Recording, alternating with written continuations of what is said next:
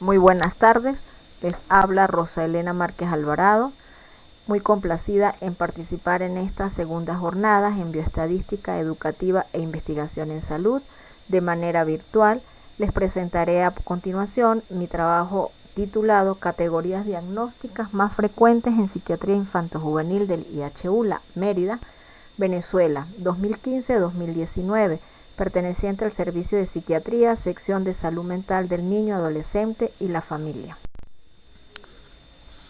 Soy médico cirujano, egresado de la Universidad de los Andes, Mérida, Venezuela, médico especialista en medicina y familia, egresada de la Universidad de los Andes, Mérida, Venezuela, médico especialista en psiquiatría, egresada de la Universidad de los Andes, Mérida, Venezuela, actualmente médico adjunto especialista en el Servicio de Psiquiatría del Instituto Autónomo Hospital Universitario de los Andes, Sección de Salud Mental del Niño, Adolescente y la Familia, profesora asistente de la Facultad de Medicina, Escuela de Medicina, ULA, Mérida, Venezuela. A lo largo de la presentación nos vamos a guiar por la siguiente agenda. En un primer momento, la presentación de los objetivos de la investigación, una pequeña introducción relacionada con la salud mental, definición de los diagnósticos psiquiátricos más frecuentes en la población infanto-juvenil, la metodología del trabajo, los resultados obtenidos de la investigación, las conclusiones y, por último, una despedida e información de contacto. Como objetivo general me planteé determinar las principales categorías diagnósticas en la consulta de psiquiatría infanto-juvenil del IHULA 2015-2019. Objetivos específicos: determinar la distribución anual de la consulta de psiquiatría infanto-juvenil de IHULA en el periodo 2015-2019, identificar las principales características sociodemográficas de la población atendida en la consulta de psiquiatría infanto-juvenil del IHULA y describir las principales categorías diagnósticas de la consulta de psiquiatría infanto-juvenil. La salud mental, según la OMS, abarca una amplia gama de actividades directa e indirectamente relacionadas con el componente del bienestar mental. Por lo tanto, la OMS lo define como un estado de completo bienestar físico, mental y social, y no solamente la ausencia de afecciones o enfermedades,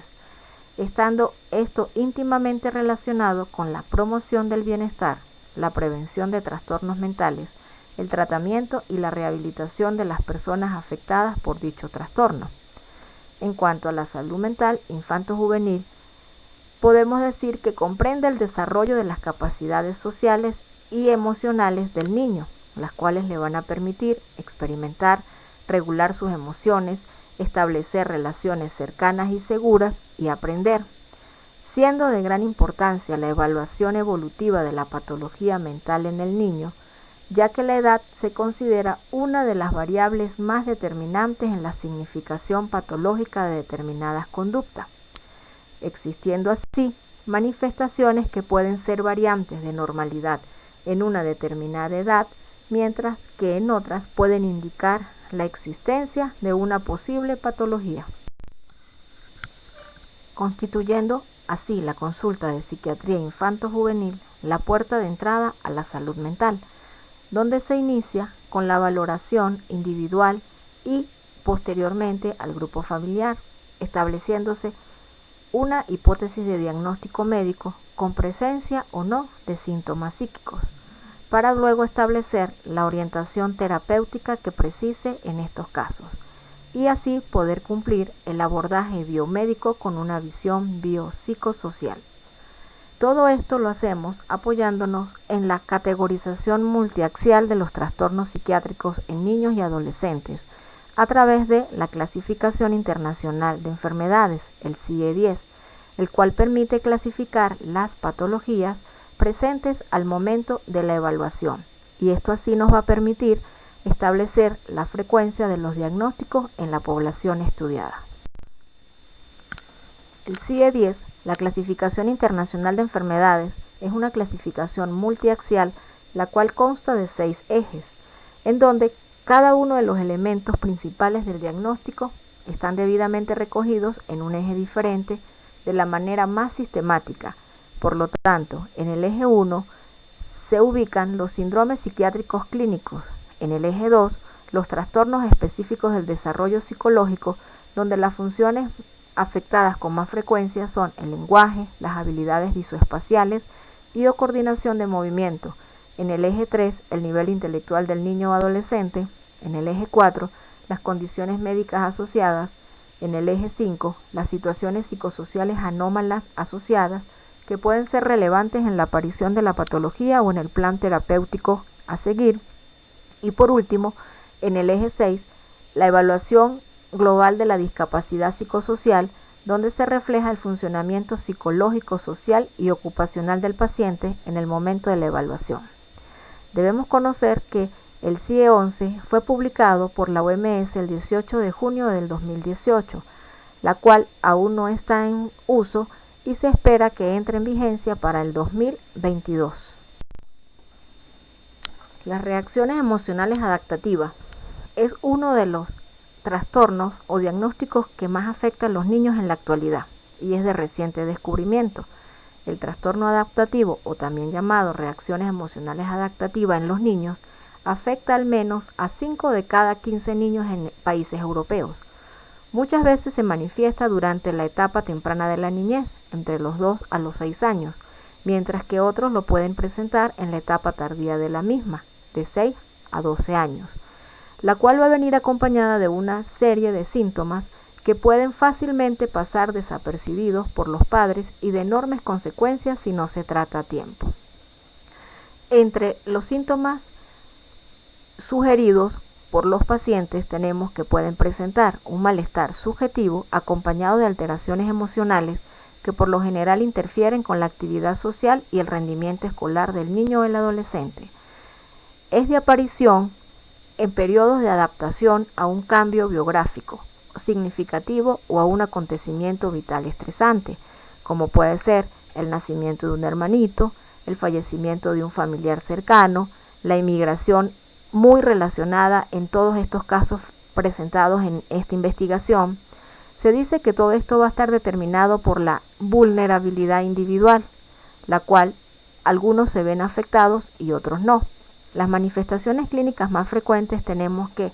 puede estar acompañado de un estado depresivo, síntomas de ansiedad, una preocupación intensa, sentimientos de incapacidad de planificar el futuro e incapacidad para sobrellevar las actividades cotidianas. En algunos casos se puede llegar a presentar fenómenos regresivos en los escolares, como es la enuresis, la succión del pulgar o el lenguaje infantil, y en los adolescentes pueden llegar a presentarse manifestaciones de violencia o comportamientos agresivos. Los trastornos específicos del desarrollo y el aprendizaje escolar constituye uno de los diagnósticos más frecuentes hallado en el presente estudio. Esto constituye un grupo de trastornos que desde los primeros estadios del desarrollo, el proceso del aprendizaje va a estar afectado, donde la alteración principal se da en el procesamiento cognitivo, siendo una de las patologías más frecuentes en los varones e incluyen los trastornos específicos de la lectura, trastornos específicos de la ortografía y trastornos específicos del cálculo, diagnósticos muy relacionados con los principales motivos de consulta de los niños que son referidos de instituciones educativas. El siguiente estudio es de tipo cuantitativo, descriptivo y de corte transversal, donde se realizó una revisión sistemática del cuaderno de registro de estadísticas de salud, EPI-10, desde enero del 2015 a diciembre del 2019, obteniéndose todas las variables sociodemográficas necesarias para el estudio, realizando así posteriormente el procesamiento de los datos y obteniéndose los siguientes resultados. La revisión exhaustiva del EPI-10 durante los 5 años arrojó como resultado la valoración de 1.387 niños, niñas y o adolescentes en la sección de salud mental del niño, adolescente y la familia, quienes fueron atendidos por primera vez y a quienes se les realizó la historia clínica de primera, contando la sección para los años 2015 y 2016 con 4 especialistas, y donde se nota que estos fueron los años donde hubo mayor atención a usuarios, y en los años siguientes, 2017, 2018 y 2019, la sección solo contaba con 3 especialistas, notándose así la disminución en el número de atención de los usuarios. El grupo de edad más frecuente corresponde al rango entre los 5 y 8 años de edad, con 528 niños, niñas o adolescentes, que corresponde al 38% de la población, seguido de los correspondientes entre los 9 y 12 años de edad.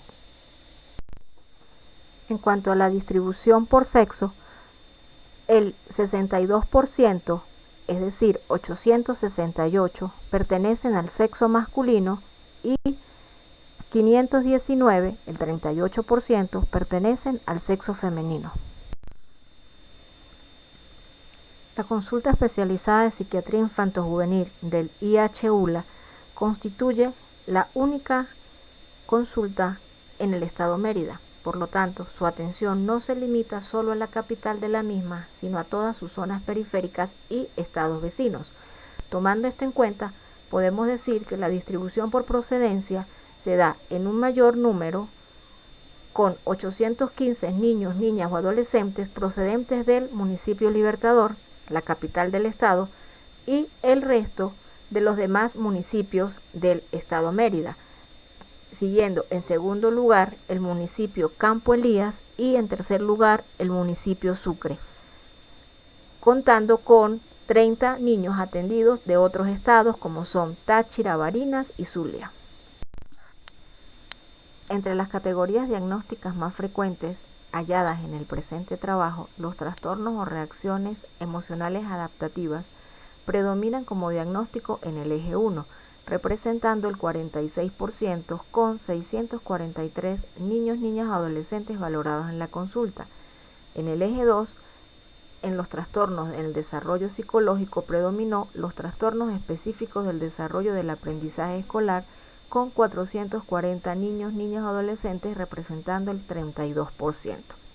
seguido de 193 niños en quienes las situaciones psicosociales anómalas son factores determinantes en la disfuncionalidad individual y o familiar,